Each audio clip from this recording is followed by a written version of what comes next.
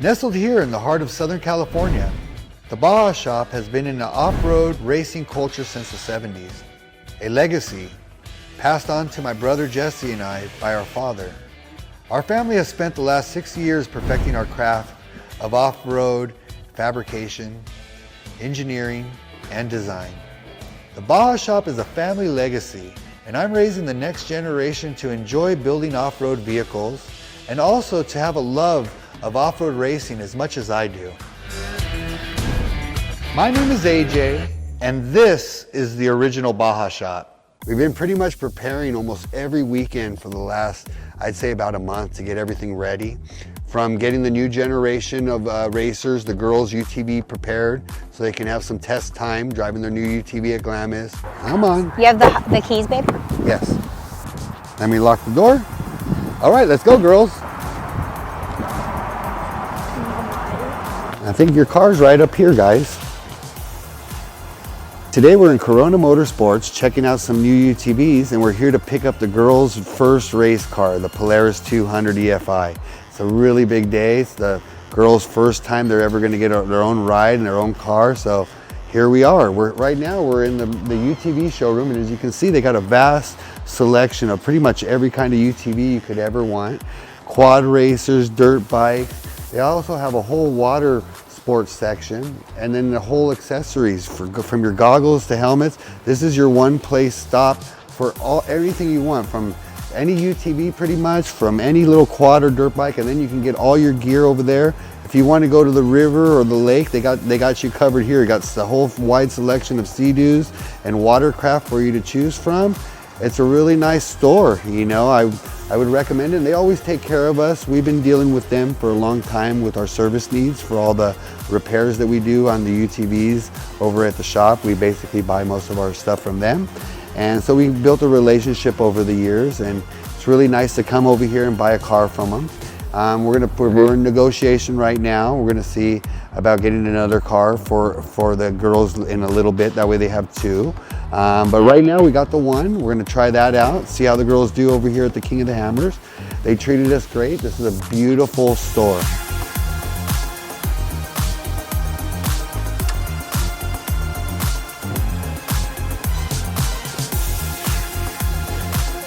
What do you guys think? You think you're ready for this? Dad is going to take this roll cage off, and he's going to give you a super strong roll cage, and then you're going to have an aluminum roof that protects your head. And you guys are helping me build it. Shocks, seats, new harnesses, roll cage, muffler, tires. I think that's everything. You guys might even get a new steering wheel. And yes, you're going to get a whole new livery, a whole graphic set. You ready for it? All right, well, let's get this thing home and let's go off-roading. It's gonna be exciting, I can't wait.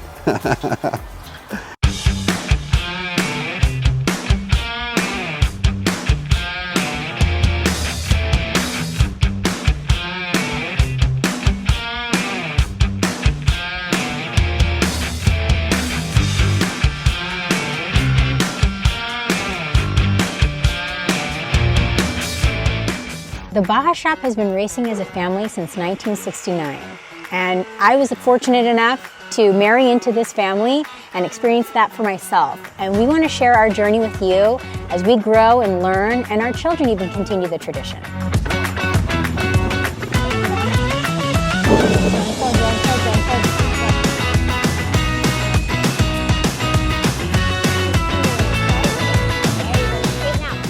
My name is Ava, and I'm 10 years old. I'm Ella, and I'm 9 years old. Well, we haven't really decided yet. We're probably gonna I think we're gonna test out the whole entire that we're gonna drive on the thing, and then we're probably gonna we're gonna test out that track. And whoever is really better at it, that's the one that's who's gonna race. Yeah. Our team is the Baja shop. Yeah.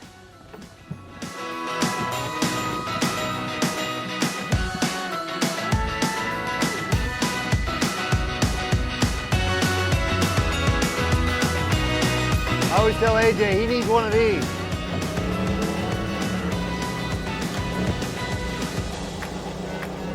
All right, hold on. Let me recenter myself. And now we're about to start to go over the trophy truck.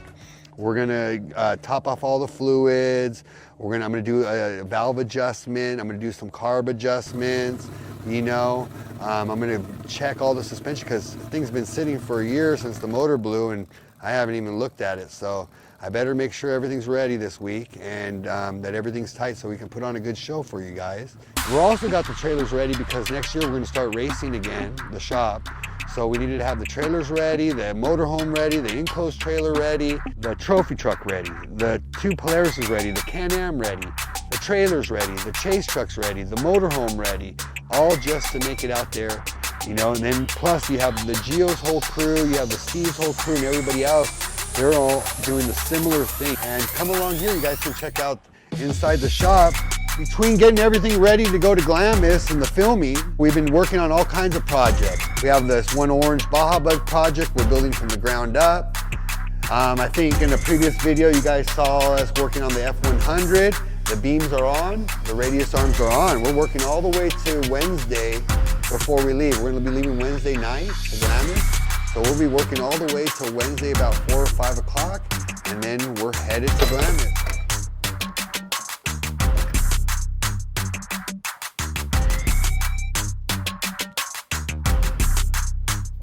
What's up? How you doing? You ready to work, dude? All right, I'm glad you showed up to come help me. What's up, dude? What's up? Now that Sean's here, I got some help to work on this car. I got them all set up. Now it's time to get started. That's his jumper box.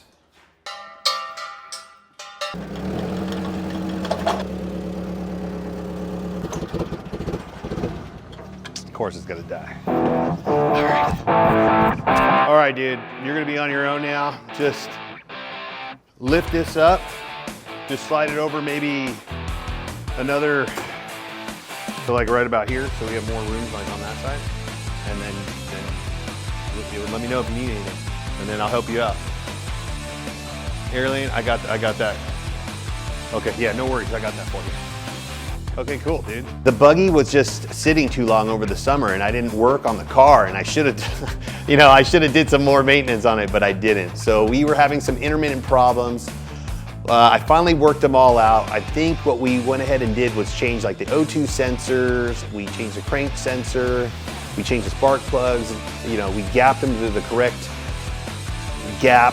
What happens is when you have these big horsepower vehicles, we run race gas, and race gas is basically a leaded type of fuel, and it ruins O2 sensors, it ruins spark plugs, and I didn't realize we literally have to change that, every 50 hours. So we went ahead and went to Dardan's to get this bad boy tuned on the Friday before, and he's like, Geo, all your spark plugs are fouled. I'm like, oh really? We pulled them out and they were just all gapped wrong. So we went ahead and gapped them to 18 thousandths, put the spark plugs back in, put this bad boy on the dyno, and we were making some big horsepower. Fortunately, we were able to get the car tuned up, running bitchin'. We showed up at his place about 5 o'clock when we were supposed to be there about 3. We didn't leave there till like 1 in the morning.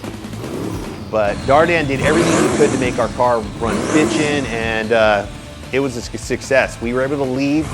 We drove through Borrego Springs about 1 in the morning, got to Duner's Edge about 4 in the morning, and we were so tired. I just couldn't drive anymore. So we just decided to park our car trailer next to our toy hauler, jumped in the toy hauler and went to sleep. So the next morning, after we spent the night in the toy hauler, we had some friends show up to pick up the trailer. They met us there about 7 in the morning. We got a little bit of sleep, not too much, but I thought it was a good idea because what we typically have to do is drive the trailer with the buggies on it to Glamis, drop that, and then drive back to Duner's Edge, pick up the toy hauler, and then drive back to camp. But fortunately, they showed up with the truck, so they were able to pick up the toy hauler for us, and we just drove into Glamis together.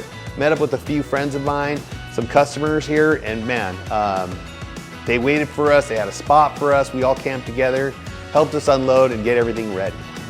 We got the cars off the trailers, we did some minor adjustments, we did some, passes through the desert. The car ran really nice, ran bitching. It did everything I wanted to do. Honestly, I think it was the fastest it's ever been. So we decided to go for a ride in the dunes, went on our first ride. That's when we went to the flag ceremony. And man, that was, the car ran bitching. I was really happy. After the flag ceremony, we jumped in the car, decided to go back to camp. Got some food. And then typically around the afternoon, we always go to Olds. We decided we wanted to go to Olds through the dunes.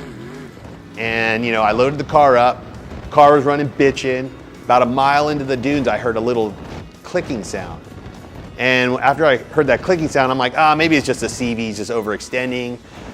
No big deal.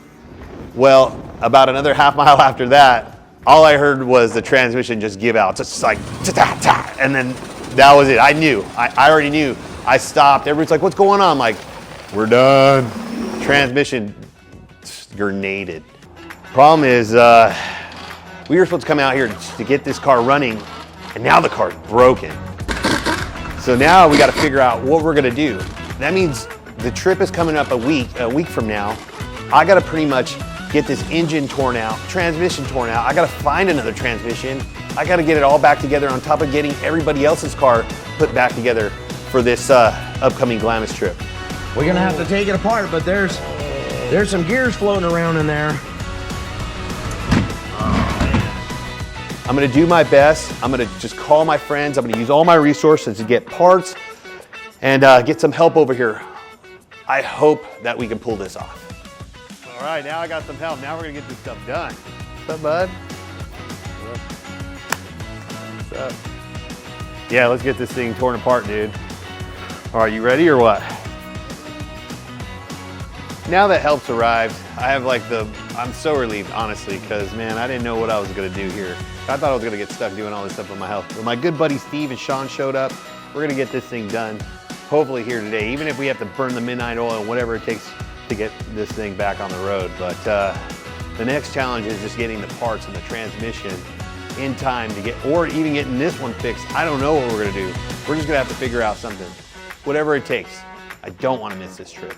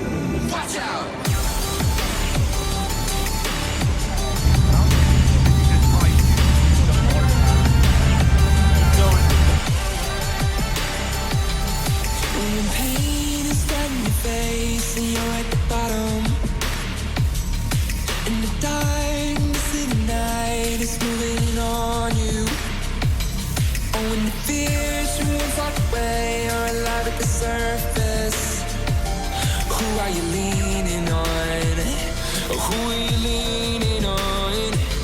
And when the worst you can imagine feels like it's coming, who are you leaning on?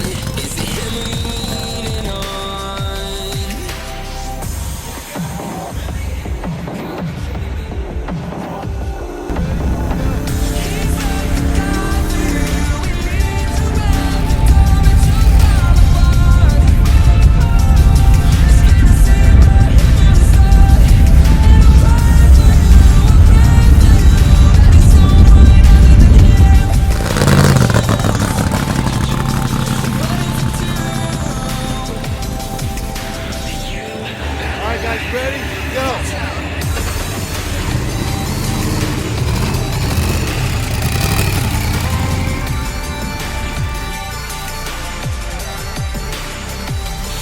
When the pain stays at your face, you stand at the bottom, and the darkness that you hate is moving on and on you, and this fear swims like a way or a light at the surface.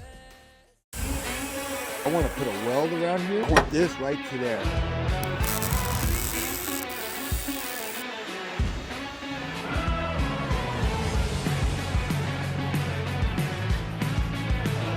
These front arms are actually for the Harlequin chassis that we left in the picture table. It's going to have a different custom. Don't forget to like and subscribe and hit that notification button. That way you'll be notified on any upcoming episodes plus any bonus videos.